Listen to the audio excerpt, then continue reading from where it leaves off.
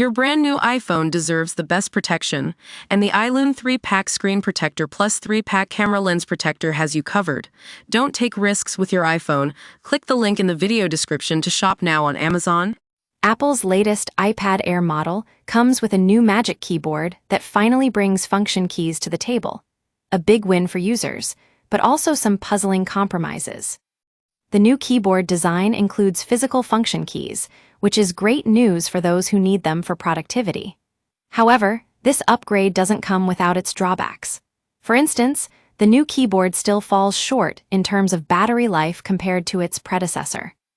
On top of that, some users might be disappointed by the reduced key travel and shallow feedback, a trade-off made to accommodate the physical function keys. This means you'll have to get used to a slightly different typing experience on this new keyboard. Another aspect worth mentioning is the pricing. $599 for an iPad Air with the Magic Keyboard seems steep, especially when compared to the cost of other third-party keyboards available in the market. At iPad Focus, we always keep an eye out for innovations like these and how they might impact our users' experience. The new Magic Keyboard brings function keys to the iPad Air, which is a welcome change. But let's also examine some of its shortcomings and discuss whether it's worth the investment.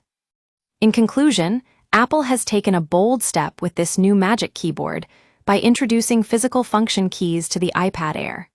However, some compromises have been made in terms of battery life and typing experience. Whether or not you'll find these trade-offs acceptable depends on your specific needs and budget. At iPad Focus, we're committed to staying up to date on all things iPad-related and sharing our insights with you.